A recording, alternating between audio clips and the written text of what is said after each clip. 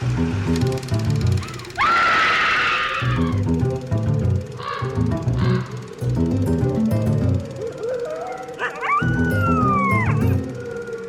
and welcome to Scream Scene, the horror movie podcast where we watch every horror movie ever made in chronological order and then we rank them from best to worst. My name's Sarah. And I'm Ben. Thank you so much for listening to us today. How are you doing, Ben? I'm doing pretty good. Yeah. We've been having a pretty good time lately, I guess.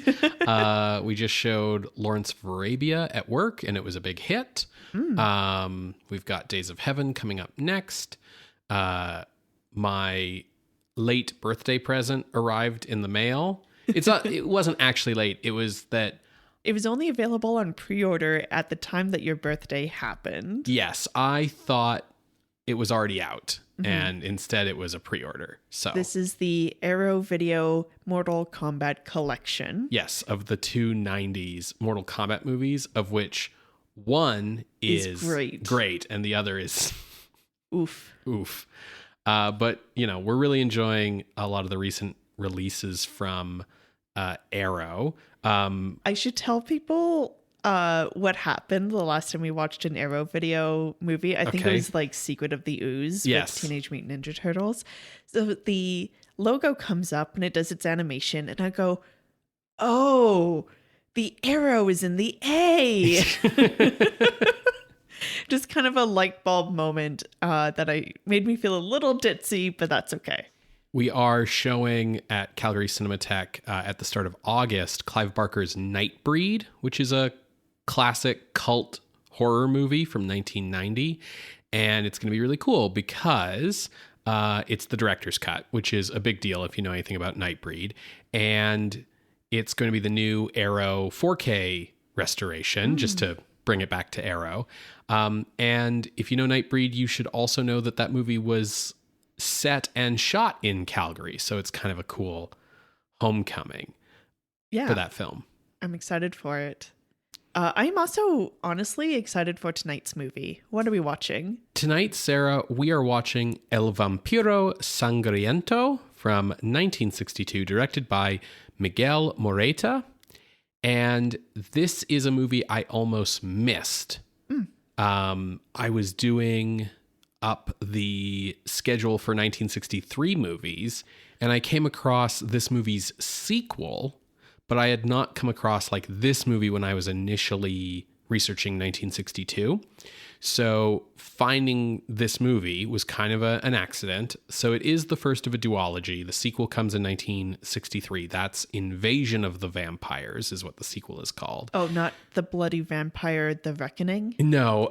So yes, this is El Vampiro Sangriento, which is The Bloody Vampire. And it was written and directed by Miguel Morayta, who was born in 1907 in Spain. He had been an artillery officer when the Civil War broke out in 1936.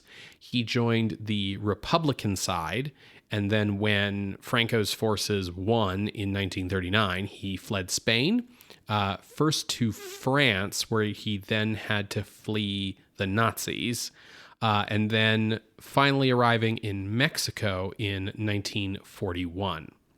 He was both a screenwriter and a director. And he directed 74 films in his career from 1944 to 1978. Wow. So he was quite experienced by the time he decided to try his hand at the gothic horror trend with this movie. Like a lot of Mexican horror movies of this period, it's sort of the tropes you know, but with a twist. Mm-hmm. This movie uses some pretty standard Dracula tropes while also building a somewhat unique vampire mythology. I saw a lot of reviews talking about how weird and different and unique the vampire mythology in this movie is. But it actually harkens back in many ways to traditional Romanian vampire belief. Oh, interesting. Because one of the things that this movie does is draw a distinction between living and dead vampires, which is a thing in original Romanian folklore about Strigoi and Moroi, and how you can have the vampires who are dead, and then you can have vampires who are alive who haven't died yet, you know, or anyways, we'll get an explanation in the movie, I'm sure. As for the stuff that's very standard Dracula, the vampire here is a nobleman. His name in the movie is Count von Frankenhausen. Interesting. Okay. He is played by Carlos Agusti. And then there is a team of vampire hunters who are led by a Van Helsing style of character who is named Count Cagliostro. Ooh, and so we have dueling counts here. Yes, and of course Cagliostro is the name of a... Lupin the Third movie? Yes, but like a medieval charlatan who gets name dropped a lot in like genre fiction, I guess, because he was kind of a magician alchemist weirdo type. Okay. Anyways, he's played by Antonio Raxel, or that might be Rachel, I suppose, depending on how the X is pronounced. Okay. Anyways, there's... Listen, we can kind of get away with some French because we're Canadian, but we don't have a lot of experience with Spanish. Yeah, I mean, if Mexico is Mexico, yeah, then like Raxel might be Rachel, but I don't know. What I like about Raxel is it sounds like, oh, that rascal. Cagliostro's daughter is one of the vampire hunters. She is played by Begonia Palacios, who was an actress in a lot of Mexican movies around this period, but is probably best known to American film buffs because she married American director Sam Peckinpah, who did The Wild Bunch and Straw Dogs and a lot of movies that really like upped the ante on violence in American film in the 60s and 70s. Mm-hmm. And they were married on and off from 1964 to 1984. Kind of like an Elizabeth Taylor, Richard Burton style yes, vibe? Okay. Yeah, they would get divorced and then remarried and so on. She passed away in 2000 at age 58. Okay. That's pretty young. Yeah. So here she's like 20. Yeah. Basically 20, 21 years old.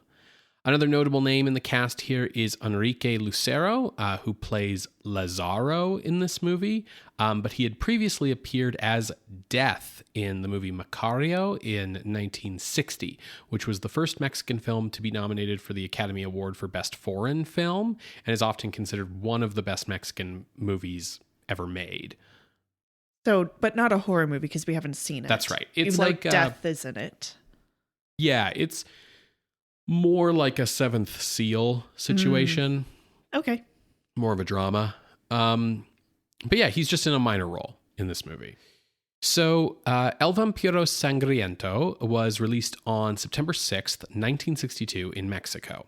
The US dubbed version had like 20 minutes cut out of it. We're going to be watching the original Mexican Spanish language version. And modern critical attention to this movie tends to praise it as one of the best Mexican vampire movies of this period. Whoa. But also criticizes it for being too talky. Like those were the two comments I saw over and over again. Like, oh, this is one of the best vampire movies of Mexico in the 60s. And also it's too talky. There was also some interesting discussion about gender politics in the movie. There's like a female villain here who I guess is fairly interesting. So, we'll see what we think and try to add something new to the conversation, I think. Okay, sweet. How are we watching it?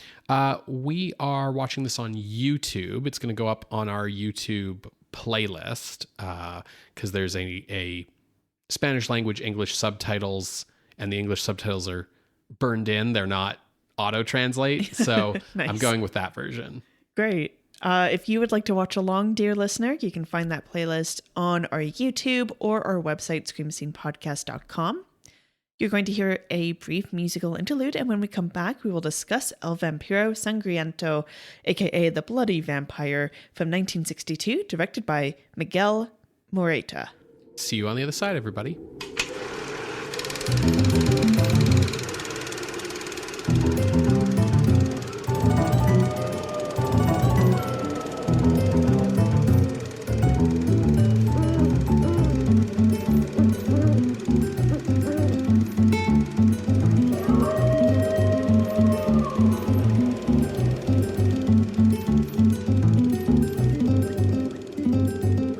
Welcome back to Scream Scene. We just finished watching El Vampiro Sangriento from 1962, directed by Miguel Morayta. Sarah, what did you think of The Bloody Vampire? I am pretty impressed with the experimentation going on. I thought this was a really neat movie. You had mentioned that there were reviews that mentioned that it talks a lot. It's a little too talky, yeah. And I can kind of see where they're coming from, but also if it's not as egregious as I thought it was going to be.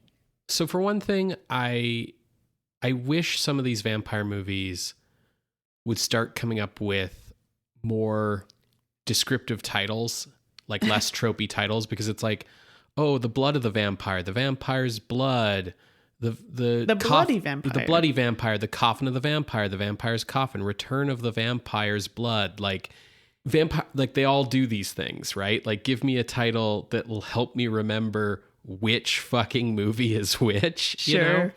But yeah, I saw, as I said before the break, I saw reviews that said, oh, it's the best Mexican vampire movie of this era. And I also saw one saying it's way too talky. And what I think is that both can be true. Yeah. Yeah. I don't think one negates the other. Yeah. I think that this is worth seeking out, especially if you are a nerd like us who likes to see what some of these old movies are like. I think this is worth seeking out. Well, let's talk about the story. It has some familiar beats and some interesting divergences. And interesting mixtures of these tropes. So let me just run down a character list real quick. We have our, as we like to say, our breeding pair, Dr. Ricardo and Inez Cagliostro. Our baddie is Count Frankenhausen, and I'm really going to try hard not to accidentally say Frankenherder, because that's what my mouth keeps trying to do. Okay, interesting. So Count Frankenhausen, his housekeeper is Frau Hildegard, who I will refer to as Frau, as she prefers that title. He also has a servant named Lazarus. In the Cagliostro household, we have Count Cagliostro, who is our Van Helsing stand-in. And they also have a house servant named Justus. I think that's all the major characters we kind of need to call out here. The Countess Frankenhausen Eugenia. Mm-hmm. There, I think we now have everyone. So when the film opens, Count Frankenhausen is traveling to his manor house in Mexico. And we learn later that this manor house actually belonged to the Countess Eugenia's family. But that's kind of neither here nor there. Now, this Count Frankenhausen is a living vampire. And as Count Cagliostro tells us in the book of vampire lore, a living vampire pretty much is what we would think of as a vampire. And a living vampire creates dead vampires when they feed on people and kill that person. These dead vampires stay in their coffins as if they are asleep, only to rise once their maker dies. Yeah, it's almost, I spoke earlier about Romanian vampire lore. It's kind of almost the reverse. In Romanian lore, and I'm maybe I could get this wrong, but the dead vampires are the ones who are your Draculas, where it's they were dead, they have a coffin, they were buried, but they're living on after death because of vampirism. And the living vampires are more like your Renfields, where it's you got bit, you got turned, but you haven't died yet. Yeah. And here it's almost the reverse relationship, where the living vampire is the master and the dead vampires are the servants. Now, Count Cagliostro is teaching a select few students about this occult and the occult sciences. This includes teaching his daughter Inez, who is the only woman in this group of men. And he explains that the only cure for vampirism, whether the person is a living or dead vampire, is boric acid, and basically putting boric acid into their veins, similar to like how you would prepare a body for burial. Oh, sure. Like putting formaldehyde in people? Yeah. We also learn that the Cagliostro family has, through generations, been trying to hunt down the vampire Count Frankenhausen, who is either like the oldest vampire or the progenitor of all vampirism in the world. They're trying to hunt down this guy. Yeah, what gets explained is that it's not the same Count Frankenhausen every time, but that all vampires like come from the Frankenhausens, and the Frankenhausens are the only living vampires, and that vampirism is inherited by the firstborn child of each generation, which is like, okay, that's neat. Yeah, interesting take. So the Cagliostro house servant, Justus, is friends with the Frankenhausen servant, Lazarus. And Lazarus, he is kind of new to the household. You know, the Frankenhausens just moved into the neighborhood. And Lazarus is worried about the Countess. She keeps falling ill.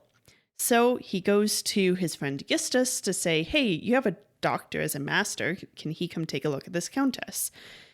Ricardo ends up being the person to go. And eventually they put two and two together about the Frankenhausen vampire and this new family in the neighborhood, the Frankenhausens. To try to figure out, like, well, could this be the same Frankenhausen as in our vampire lore book? Inez goes undercover as a maid to find out. Ricardo is also trying to help out by basically continuing to be a doctor to the Countess and trying to figure out, you know, is their heraldry correct, all of this. And he ends up kind of believing the lies that the Count tells him, mainly that the Countess is sick and has hallucinations. Inez is like, no, I'm pretty sure it's supernatural, so they try to keep digging. Meanwhile, the Count does fall in love with Inez and decides, I will not kill this maid, and demands that Frau finds a new maid for him to kill when, for the next full moon. That's the other thing about this vampire. He only feeds and needs to kill whenever there's a full moon. So a little bit of like werewolf stuff going on. Clarification, it's not that like he can become a vampire anytime. It's not like it's not a transformation. It's more like that's just like when the dinner bell is ringing. Yeah, it's more like the serial killer in Red Dragon who only kills families on the full moon. It's more like a weird preference, than like a magical thing. Now, Frau Hildegard is a little jealous about the attention Inez is getting, and so she looks into her background and finds out that actually Inez is from the Cagliostro family, and therefore the Frankenhausen family is in danger. So the Count and everyone kind of escape to a secret hideout. He takes Inez with him to become his next meal, and they escape to this secret hideout at the Lagoon of the Dead. Yeah, it's like the Bat Cave. Yeah. If Batman wasn't there. Yeah. Well, there is a certain kind of Batman here. Yes. So, as I said, Inez is going to become the next meal and therefore also going to become a dead vampire.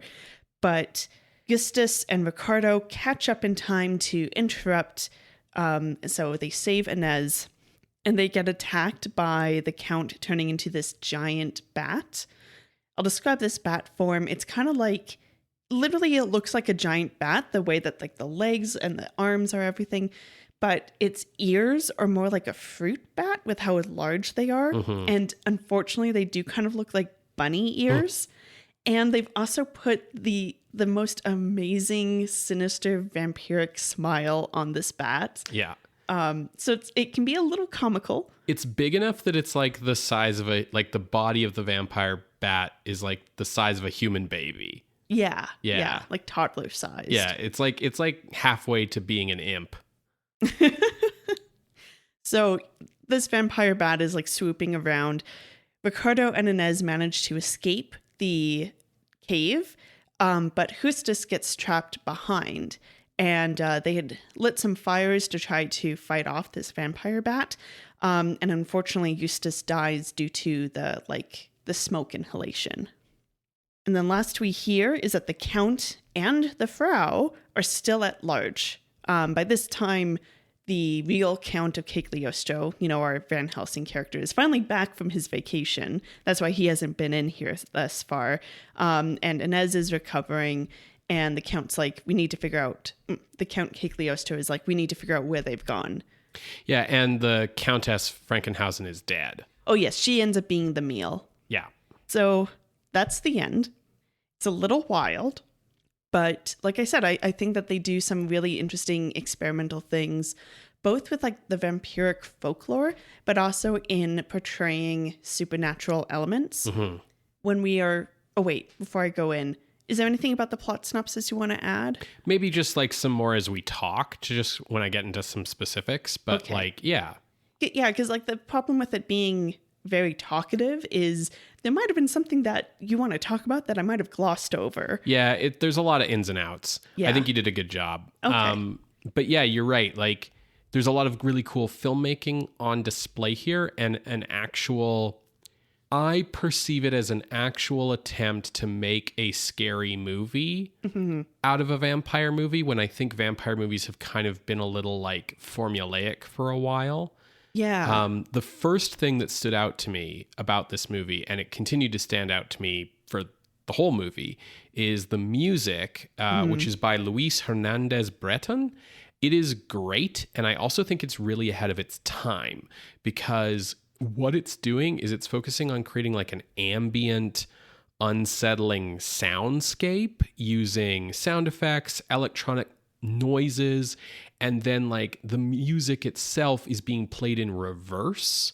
Yeah, there's like this operatic tune that we hear forward sometimes, and then it gets played in reverse at later times that like really makes this eerie feeling throughout these scenes. Yeah, I think this is the first horror movie we've seen where the original score for the movie tries to sound creepy on its own accord. Yeah. Right? Is that a pun? No. Chord? No. Okay. But like we're not doing the bombastic score. We're not Mickey Mousing. We're not like telling the audience what to feel so much as we're just doing like creepy, very modern, almost like just creepy ambient stuff to make things feel off. And I was really impressed by that. Yeah. I think the first electronic score is in Hollywood, at least, came in the 50s. Yeah, Forbidden Planet. Yeah. So that's like another country and stuff. And honestly, like the Bloody Vampire score isn't completely electronic. It's just using some of those techniques. And I also really liked the use of sound effects to enhance the score. It wasn't like two separate tracks. The other filmmaking technique that gets used quite frequently to show that supernatural element is the use of slow motion.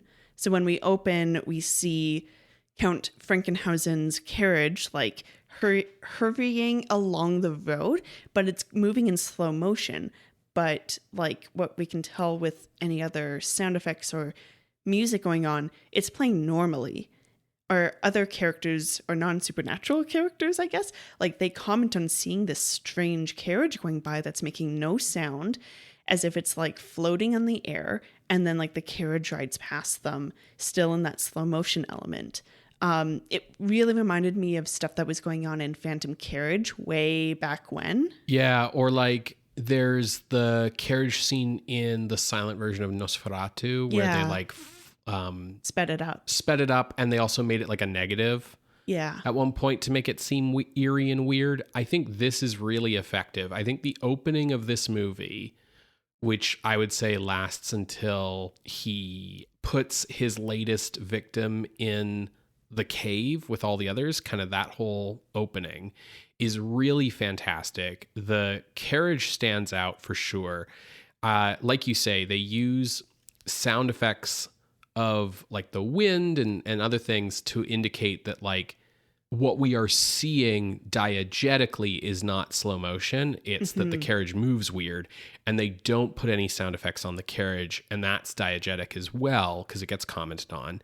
And then the carriage itself is being driven by like a skeleton in a black robe. So like death, literally. There's a lot of cool stuff here. I do think the slow motion, although it contributes to like that eerie feeling, does start to work against the movie at a certain point, namely in the climax. Yeah, so when the Count is controlling a person under his spell, that person moves in slow motion. And so we see that in the beginning with one of the housemaids and at the climax with Inez. And to Ben's point, like it kind of feels like it's slowing down the climax and you're losing that momentum as a result. Yeah, there's a little bit of a get on with it kind of feeling that starts to happen.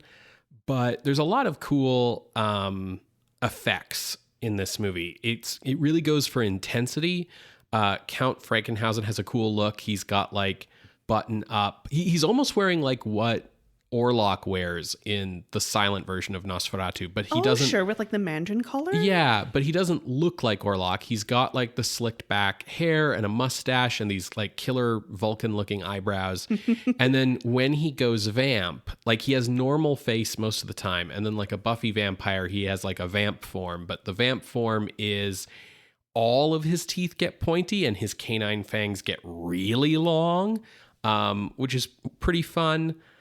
There's a lot of blood in this movie. Yeah, there's a whole torture scene. Basically, Frau is torturing Lazarus because Lazarus happened to learn that Inez is from the Cagliostro family. And she is relishing in seeing Lazarus get whipped. And then he also gets his tongue cut out.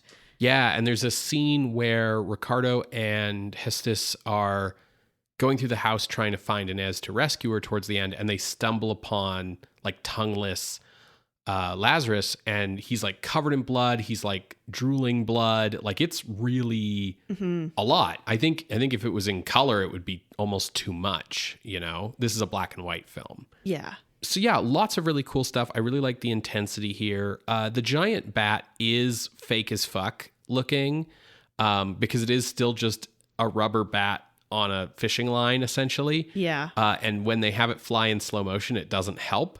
But I love it. I love how big it is. It's just very clearly like not a normal bat. Yeah, which I mean, it's supposed to be a vampire bat, so like a supernatural vampire bat. Yeah. Yeah, there's also moments where the Count is like running with his cape held up as if they're wings, and I have to giggle at it because we just watched Lawrence of Arabia and he does that when he first gets his robes. Yeah. Just because there are moments that you can kind of like laugh at or giggle does not mean that it's like accidentally cutting itself off at the knees. Yeah, I think the movie does a lot of really cool stuff, a lot of neat new vampire lore. The other thing is it's very clearly left open for a sequel. Not only do you have the fact that like the Count and Frau Hildegard are still on the run, you know, and we have this shocking ending where the Countess dies, right? So the bad guys actually like win pretty much, except that like Inez got rescued. But also, so there's this whole thing where the Countess is from this other noble family. And so her father is a marquis, and she and the Count Frankenhausen have a daughter, Brunhilde, and she's living with Grandpa at the other castle at the Lagoon of Death or whatever. And Count Frankenhausen is living with Eugenia at her dad's old place, basically, their old castle. And so there's this looming threat in the background of like, well, at any time the Count could harm Eugenia's daughter or father. And that's where he goes at the end of the movie after killing the Countess. So like there's this looming threat to the daughter and the father. Also, if you're paying attention to how they explain how vampirism works in this movie, Brunhilde herself is destined to become a vampire. It's sort of like being a Marvel mutant. You like get your powers when you like come of age or whatever is how it's explained. So there's all this stuff that's like still on the table. And then there's also the fact that like the movie takes a really long time. to explain this boric acid cure for vampirism and then never uses it. It never comes up. So clearly, like, that's also something that's like waiting for part 2. And it's just really cool because I don't think, I could be wrong, but I don't think we have ever seen a horror sequel up till now that was planned. Mm-hmm. Yeah, everything has been like, oh, the creature happens to still be alive. Mm-hmm, mm-hmm. And like even amongst normal non-horror movies, like planned sequels were super rare at this point, and especially planned sequels that feel more like a part 2 than just like the next adventure. Like, you know, you got to get to like, I don't know, the Superman movies in the 70s where it's like, oh yeah, we set up those Phantom Zone criminals in part 1 so they'd come back in part 2 kind of stuff. I will add the asterisk that, of course, the like stay tuned for next week thing with serials. Oh, totally. Absolutely have set up that kind of structure. But this movie doesn't feel like a serial, and its ending doesn't feel like a serial. Yeah, exactly. To your point, though, about us knowing that there's a sequel, I did want to call out that, like, because I knew that there's a sequel, I didn't mind that they didn't, like, come back to the boric acid, or they explained a bunch of stuff that we didn't actually get back to. The fact that, like, the boric acid that they need is derived from a particular type of mandrake that they don't even have access to right now. For someone who might not know that there's going to be a sequel, they might feel like this is far too many like red herrings or explanations that are being used to, quote, pad out time, unquote, even if that's not necessarily the movie's intention. Yeah, and because the movie has all of this unique lore that it has to explain versus like how vampires work and how we need to kill them and what the history of the Frankenhausen family is, and then even the history of the Cagliostro family, which they do try to tie in with the actual historical Count Cagliostro. There's all this stuff that they're explaining. And I definitely see where this movie gets the reputation of being talky, because a lot of it is just scenes of people in a room talking to each other, saying exposition back and forth. And yeah, if you didn't know that like this exposition will tie into the next movie, it does feel like padding. And it doesn't help that although I really like the effects and the music and the editing in this, and I like a lot of things going on, the movie doesn't have the best cinematography for a horror movie in the world. That's true. There is a lot of dialogue scenes that are played kind of proscenium, frankly, and that makes those talking scenes feel longer and a little more boring. But when they aren't talking, they do go for it. Yeah, absolutely. Absolutely. Like the horror scenes are great.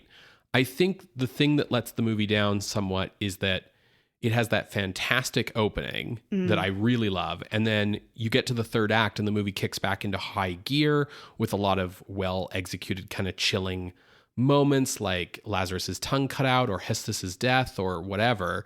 But the middle of the movie has all this talking.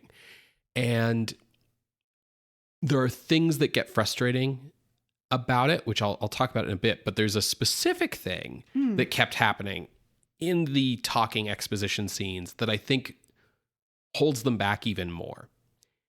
So this movie's from 1962. So I think it's worth reminding people that they didn't have the internet back then.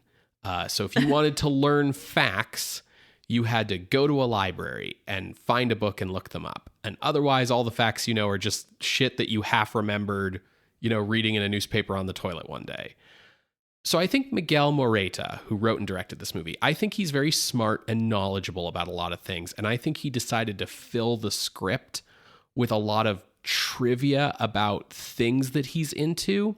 But he's kind of like that one monster from Adventure Time in that he only has approximate knowledge about most things, because so much of the exposition trivia mixes real facts and fantasy facts, but also gets the real facts wrong.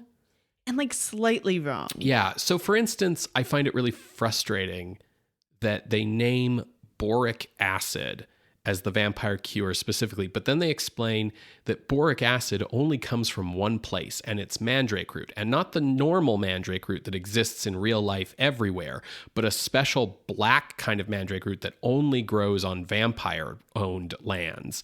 And it's like, well, wait a minute. Then why is it called boric acid, which is a real thing in the real world, which is named after the mineral boron, right? Like if you're gonna... That's like being like, yes, Superman's only weakness is this one radioactive rock that came from his home planet when it was destroyed halfway across the galaxy. You know. Uranium. Yeah. Like, it's like, that's a real thing. Don't do that. Or, so the original Cagliostro, the real guy, he did die in prison, as this movie says. It was because he was a con man. Because that's, if you're an occultist in the 18th century, you're a con man. He wasn't a real count, so there was no real title to pass down. He didn't actually have kids. That's fine. We're making up a thing for this fictional movie, right? But I thought I'd point it out. They do say his real name in the movie, but Count Cagliostro was not a title given to them like they say in the movie. Mm-hmm. He was conning people, pretending to be a count. But okay, so this is several generations later, right? Like, I think he's meant to be Inez's like great-grandfather or great-great-grandfather or something like that. So the real Cagliostro died in 1795. This is generations later. We're not told exactly when it is, but it's definitely Mexico, and the fashion is vaguely European. Mm-hmm. So we're in like traditional 1890s Dracula times, basically. Yeah. So there's this whole thing where the Count and the Countess invite Dr. Ricardo. I don't remember his last name. His first name's Ricardo, but they invite Ricardo to dinner. And there's like a long chunk of dialogue in this movie about coffee and how the Count invites the Dr. Ricardo for after dinner coffee. And it's this whole thing where like Ricardo's like, oh, I've heard of coffee, but I've never tried it before. And the Count's like, yes, in my travels in Arabia and Asia, I like learned of this cool drink and I've taken it with me. Like, I'm an early adopter of coffee. That's the idea. And like Ricardo's like, yes, my alchemy knowledge tells me that it comes from coffee beans and blah, blah, blah, blah, blah. And it has these certain effects. And like, could it be what's making your wife hallucinate? It's like, no, that's not what coffee does. It makes you like super awake. And like, they like explain coffee. And the idea is supposed to be that like coffee's a new thing and the Count's an early adopter. And I think this really feels sort of like the boric acid thing. And also there's a big long section in this movie explaining heraldry and like the difference between like a marquis's coat of arms and a Count's coat of arms and all this stuff. These feel like trivia facts that Morayta knows that he's like sprinkling into the movie to like give it a sense of historical period detail. Like, oh, this will make the movie feel period. There was a time when like coffee was like new and interesting. Except again, Cagliostro died in 1795. We're probably in the 1890s. Half the world's coffee was being grown in Haiti by 1788. People in the 1890s knew what fucking coffee was. So It's like, it's real historical details, but there's always like something distractingly incorrect. And that's why I bring up like nobody had Google. Like, it's one of those things where it's like, hey, just he remembered a thing and he remembered it wrong.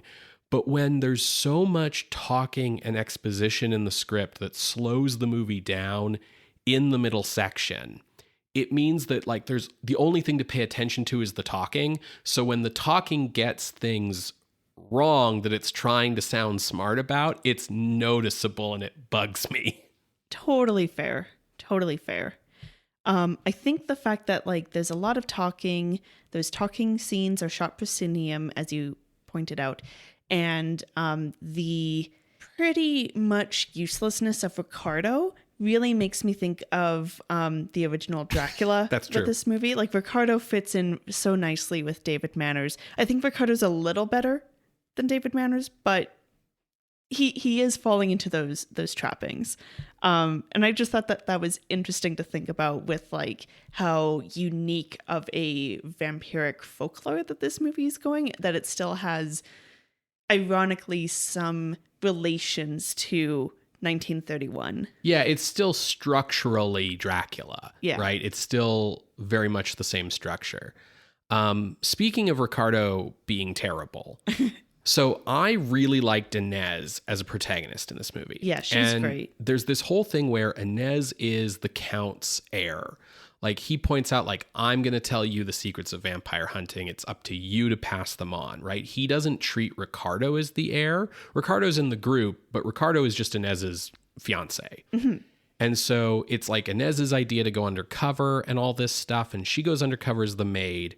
And Ricardo kind of goes undercover as like the Countess's doctor. And because Inez is with the Countess all the time, she believes the Countess.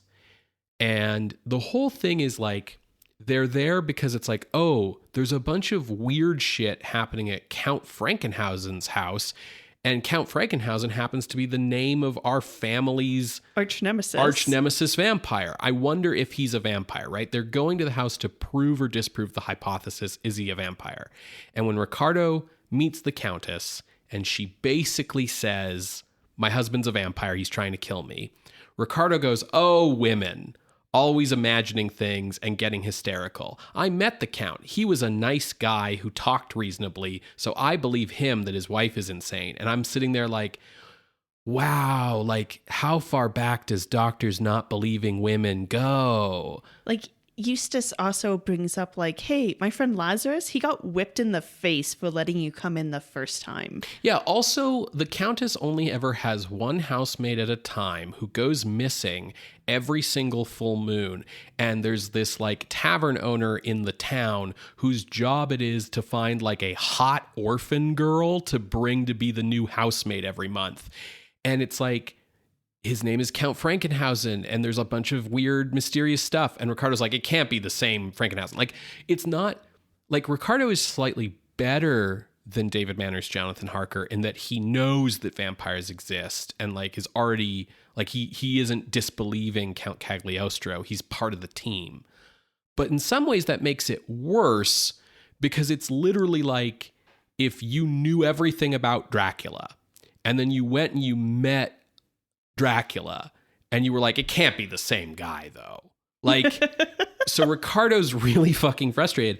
And something that I have mixed feelings about the ending of the movie, because on the one hand, like, our characters don't defeat the vampire. The Countess dies. They escape by the skin of their teeth and they know the evil's still out there. That's a pretty good ending for a horror movie, especially by like the standards that we judge horror movies on this show. On the other hand, I feel like that ending really lets down Inez as a protagonist because she's the one who knows what's going on, who believes the Countess, who's dedicated to saving her life. And I wish she had gotten to save the Countess. And I dislike that instead of the Countess being the damsel in distress, that like Inez and her boyfriend Ricardo can go solve once Ricardo gets with the fucking program. Instead, what happens is that Inez becomes the damsel in distress for Ricardo to save, and we forget about the Countess, and the Countess dies. When, like, Inez was right all along and loyal, and Ricardo doubted the Countess due to male bias, but Ricardo never suffers any ill will, any consequences. He never suffers any consequences from being a doubter. And like, you know, Inez gets captured, sure, but he rescues her. Histus dies, yes, but not Ricardo. So that kind of bothered me, that we had kind of a spunky, headstrong female protagonist with agency who just sort of gets turned into a damsel in distress yet again in the last 10 minutes of the movie. Yeah. I think that there's something interesting about the fact that, like, Ricardo really is only with the Count for most of it, and Inez is only with the Countess, and that's who they end up believing. Yeah. Like their respective person. I think there's something interesting there, but like the movie doesn't really engage with much more there, and I don't think that there's more to comment about beyond there seems to be something there. Yeah, there's almost like a thematic thing about, like, you know, truth is only judgeable by the people you're getting information from, and so on and so forth, the subjectivity there, biases, etc. There's almost like a gender thing happening, right? There's almost like a male versus female, like gender bias thing happening. And then you've got like Frau Hildegard off on the side. Oh, Frau is great. She is so like intense. There's a lot of violence that's around her in particular, more than even like the Count. And I really like that she's not like a red herring, like that kind of visual trope that we see of that like house matron who is all in black. Like I'm thinking of like Cat and the Canary even. Yeah, or Secret of Dr. Hitchcock, where she was a total red herring. And Frau is not. And she at no point is like, oh, Count, you've gone too far, and kind of like doing like a bit of a turn. She's dangerous in her own right. She threatens like that tavern owner. Yeah. And that tavern owner is scared of her. Yeah. The only time where she kind of strays from the Count is that she's upset that he has the hots for Inez and not her. And then he sets her straight by like almost hitting her with a fucking flail. And it's like, holy shit, you know? But there's a lot of interesting gender dynamic stuff happening, and there are themes that could happen, but the movie ultimately doesn't have them. And that's, I think, the other thing about all the dialogue scenes is that they don't reveal character or theme. They just reveal plot. They are just exposition. And so there's like, these are cool, interesting characters who I wish we could have spent more time with and developed more as characters. Well, luckily we will get more time with them. Yeah, I mean, I'm looking forward to seeing the sequel. Yeah. Well, let's move on to ranking. Before we do, I'll give some signposts because you saw reviews that were like, this is the best vampire movie from Mexico. So we've had 3 other vampire movies from Mexico. If you search Vampiro on the list, there will be more results, and that's because of Italy. So just a heads up if you go to double check this. So in chronological order, we had El Vampiro from 1957, which is ranked at number 83. And then I forget if this was a sequel or not, but it's El Ataud. That was a sequel. Well, yes, yeah, direct not a sequel. planned No, one. But like it's the same actors. It's a continuation of the story. They were like, this was successful. Let's do it again. Yeah. And that was the following year, 1958, ranked it at number 84, so right below. And then we had El Mundo de los Vampiros from 1961. That's the World of the Vampires, ranked at 303. Oof. So very big discrepancy. So we'll see where we think that the Bloody Vampire fits. I think our highest rated Mexican horror movie in general is La Marca del Muerto, which is ranked at 79. So not much higher than the El Vampiro movies. I liked this a lot. I'm not sure if I liked it more than El Vampiro and its sequel, because while I think this movie's like doing a lot of cool stuff to scare us, there was a lot of energy in El Vampiro that sometimes is lacking from this movie. Like it was really on its feet, and they did a lot in the cinematography to make they were sort of bound to this one set, but like they did a lot to make it creepy and do scary stuff with it. So I looked a little below the El Vampiro duology. And I saw like Queen of Spades at 87, which is very like moody and cool. So I made my floor Frankenstein 1970 from 1958, which is ranked at 88. So I made 88 my floor. And then looking up from there, Les Yeux Sans Visage, Eyes Without a Face at 74. And I could not in good conscience put this above that, and especially like looking above that where we've got like White Reindeer and The Uninvited and like Vampire at 70. Like I like this movie, this bloody vampire movie. It's cool, but it's like not on that level of like artistry. So my range here ends up being 75 to 88. Okay. We might have a problem. Oh no. So when I was looking, I similarly felt that the Bloody Vampire, for me, shouldn't really go above El Vampiro at 83, for those same reasons you pointed out. I really want to call out the gothic atmosphere and the cinematography in El Vampiro, which this movie it had the atmosphere thanks to the music, but its cinematography was lacking, as we kind of talked about.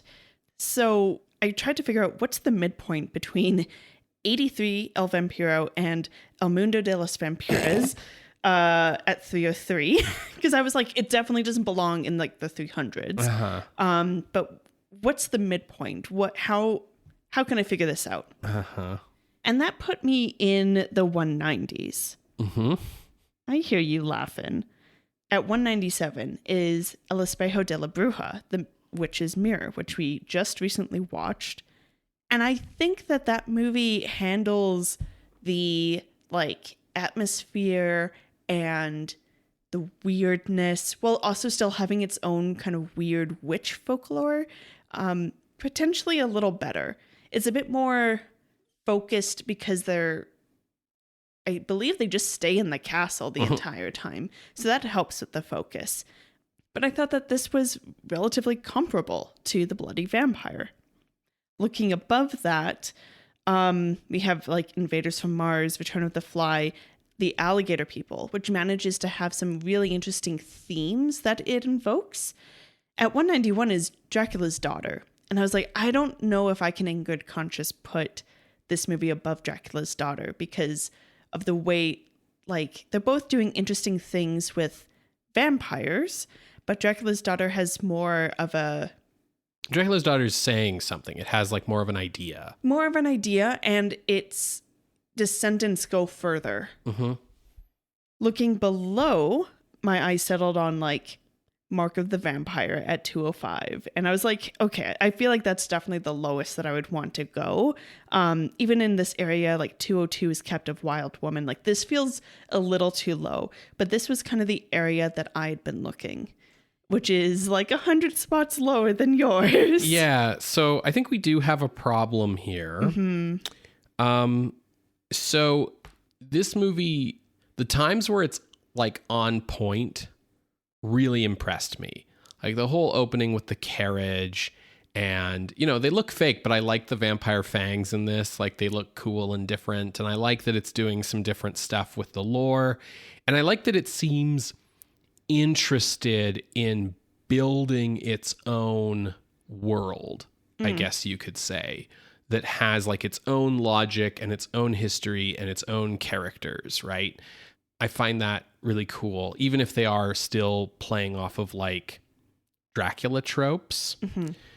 So the midpoint of our ranges at then, your ceiling and my floor, is 139, which takes us to Tormented from 1960.